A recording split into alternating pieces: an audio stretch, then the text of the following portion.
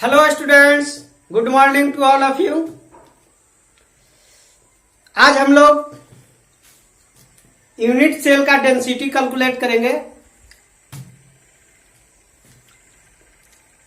तो मैं हूं एसके पटेल और मेरा लवली सा चैनल है इम्प्रेशन ट्यूटोरियल। तो आप लोग मेरे चैनल को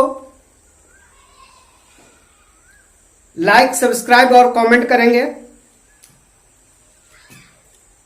और अपने दोस्तों को शेयर करेंगे।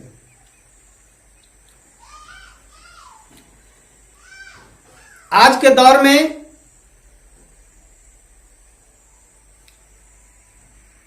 सभी स्टूडेंट अच्छे टीचर से नहीं पढ़ पाते हैं, तो आपकी पढ़ाई अच्छी हो और फ्री ऑफ कॉस्ट। सबसे बड़ी बात कि इस चैनल पे पढ़ने के लिए आपको 1 रुपया देने की आवश्यकता नहीं है।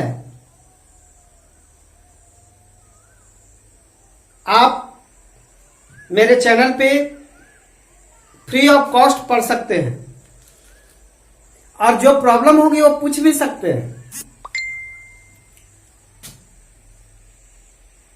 तो आज हम लोग पढ़ेंगे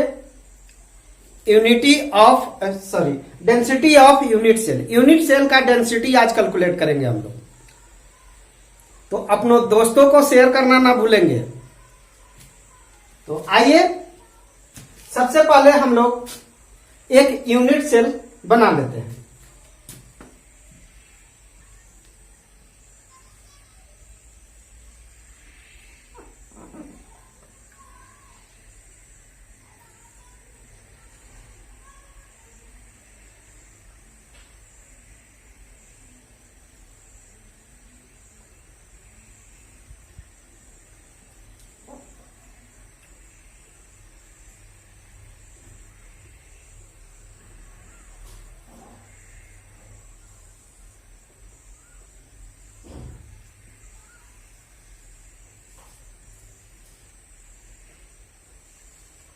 ये हम लोगों ने एक यूनिट सेल का निर्माण कर लिया। हम लोगों को कैलकुलेट करना है डेंसिटी। तो आइए देखते हैं। डेंसिटी बराबर होता है मास अपॉन वॉल्यूम। यहां मास किसका है? तो यूनिट सेल का। और वॉल्यूम भी किसका लेना है? यूनिट सेल का। मास अपॉन वॉल्यूम। चलिए मान लीजिए कि ये यूनिट सेल है, एक क्यूब है। तो इस क्यूब का एक लेंथ जो होता है उसको मान लीजिए कि ये सेंटीमीटर है। इस लेंथ को हम लोगों ने माप लिया कितना? ए। चूंकि क्यूब है तो इसके सभी लेंथ बराबर होते हैं। क्यूब के सभी लेंथ क्या होते हैं? बराबर होते हैं। तो आइए हम लोग देखते हैं। Let length of unit cell equal to A.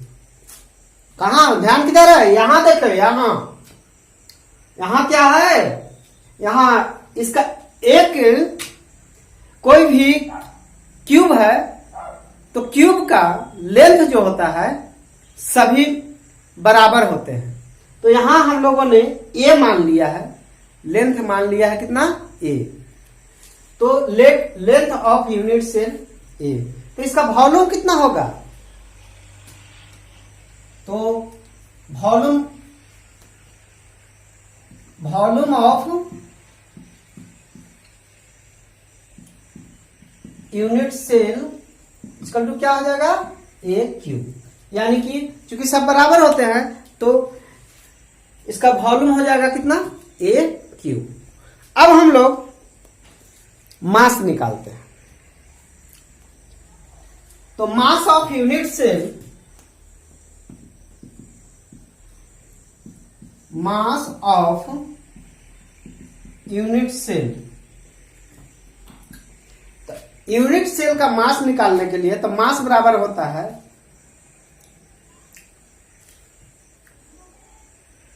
Atomic weight of unit cell upon Avogadro number. Atomic weight upon क्या होगा, एवोगाड्रो नंबर।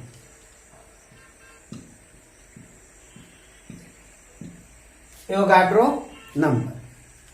अब देखिए, मान लीजिए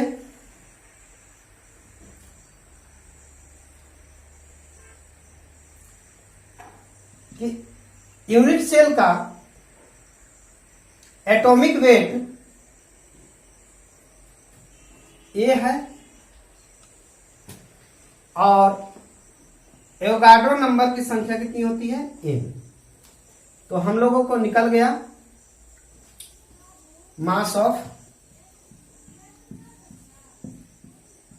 यूनिट सेल कितना निकल गया, ए बटा एन।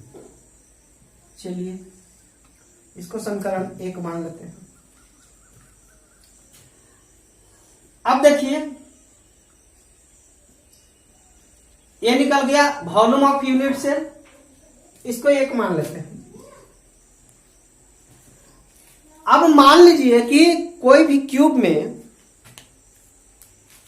यूनिट सेल की संख्या अलग अलग होती है किसी भी क्यूब में। तो मान लीजिए कि नंबर ऑफ यूनिट, ये तो एक यूनिट सेल के लिए निकला,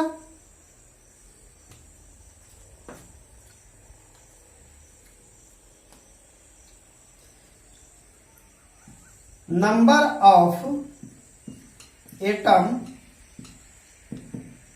इन ए यूनिट सेल बराबर मान लीजिए एन। चूंकि सभी यूनिट सेल में एटम्स की संख्या जो आती है अलग, सिंपल क्यूब में अलग, बीसीसी में अलग, एफसीसी में अलग, तो सबका अलग अलग एटम की संख्या होती है। तो मान लीजिए कि number of atom in a unit cell n, तो mass of unit cell for n atom के लिए कितना आ जाएगा, इसलिए mass of unit cell for n atom कितना आ जाएगा, एन से मल्टीप्लाई कर देंगे, यानी क्या हो जाएगा, A upon N Avogadro number into N. ये समीकरण आपका मिल गया 3। अब हम लोग को मास मिल गया और वॉल्यूम मिल गया, तो डेंसिटी आराम से कैलकुलेट हो जाएगा। तो डेंसिटी ऑफ यूनिट सेल क्या हो जाएगा, मास अपॉन वॉल्यूम। तो मास हम लोग को मिल गया ए, मास हो गया ए अपॉन एन इंटू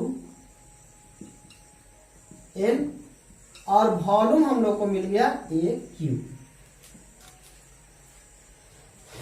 इसको हम लोग रो से सूचित करते हैं, rho equal to A into N upon N into A Q. चलिए ये हम लोगों को मिल गया। यहां एन जो होता है, एन क्या है, number of atom in unit cell.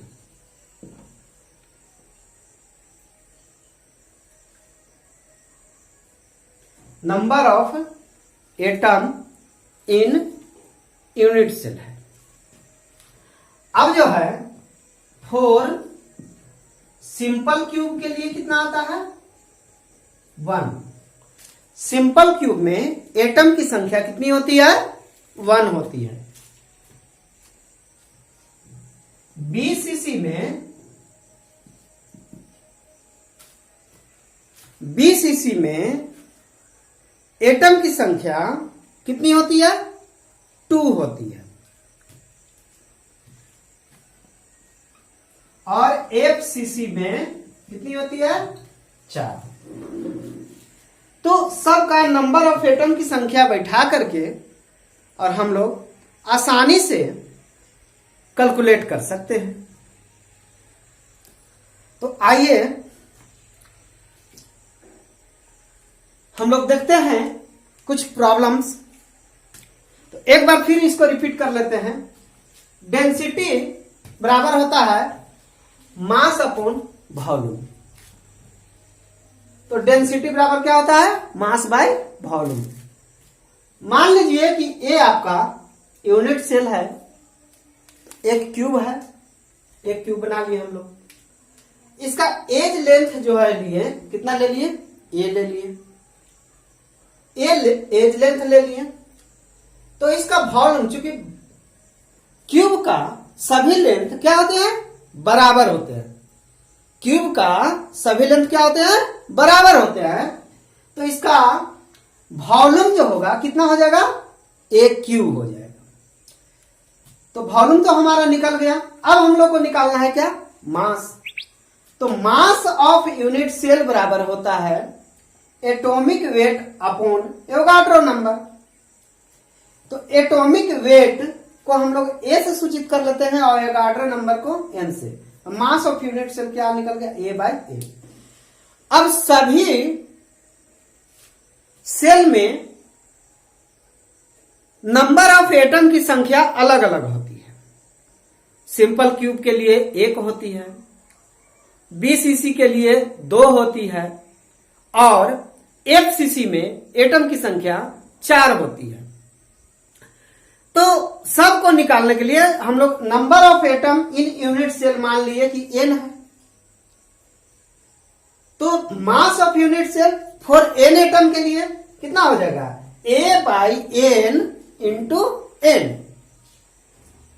ए जो है एटॉमिक नंबर है, n जो है क्या है? एवोगाड्रो नंबर है, और ये छोटा n जो है वो number of atom in unit cell है। तो ये एक तरफ हमको मास भी मिल गया और वॉल्यूम भी मिल गया। तो दोनों को इस फार्मूला पे बैठा देते हैं, mass by mass upon volume. तो A by N into N upon A Q आ गया हम लोगों को। अब यहां से आ गया तो डेंसिटी को रो से सूचित करते हैं। तो रो बराबर हो गया A into N upon N Avogadro number into क्या? A Q. तो ये आ गया, आपका डेंसिटी निकल गया। यहां जो है नंबर ऑफ एटम सबका लिख दिए हैं। चलिए इस तरह से हम लोगों ने डेंसिटी को कैलकुलेट कर लिया। यही तो हम लोग को कैलकुलेट करना था डेंसिटी। तो हम लोगों ने डेंसिटी क्या किए? कैलकुलेट कर लिए। अब जो है हम लोग इस पे कुछ प्रॉब्लम्स देख लेते हैं। तो आइए हम लोग कुछ प्रॉब्लम्स देखते हैं। तो देखिए ये हम लोग का प्रॉब्लम है। कहता है ए फेस सेंटर्ड क्यूबिक एलिमेंट। एक एलिमेंट है वो कैसा है? फेस से सेंटर्ड है, एफसीसी है, जिसका एटॉमिक मास दिया हुआ है 60, has cell edge of 400 picometre और एज लेंथ जो है उसका 400 पिकोमीटर दिया है। What is the density of units? पहले देख लेते हैं कि क्या क्या हमको दिया हुआ है। तो हम लोगों को दिया हुआ है एटॉमिक मास दिया हुआ है ए बराबर कितना? 60।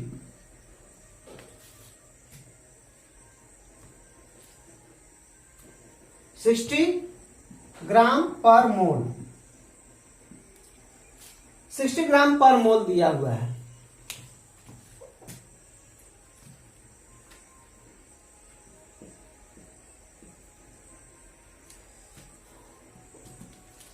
तो 60 ग्राम पर मोल दिया हुआ है और एज लेंथ जो है ए बराबर दिया हुआ है 400 पिकोमीटर। एटॉमिक मास दिया हुआ है, ए दिया हुआ है। अब जो है number of atom per unit cell, n बराबर, चूंकि FCC है तो एन यहां कितना आ जाएगा 4,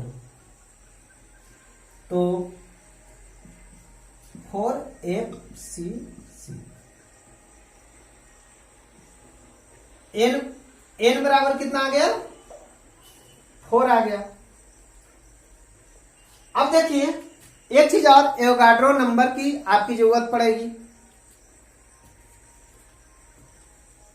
तो एवोगाड्रो नंबर एन बराबर आप लोग जानते हैं 6.02 इंटू 10⁻23 होता है।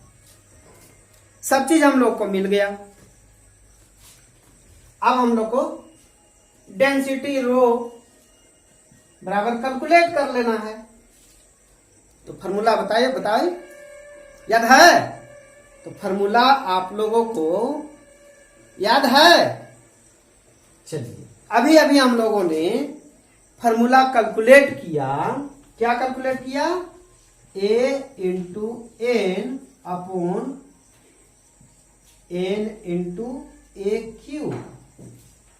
यही फॉर्मूला हम लोगों ने कैलकुलेट किया। अब इस फॉर्मूला पर इसको क्या करना है? बैठा देना।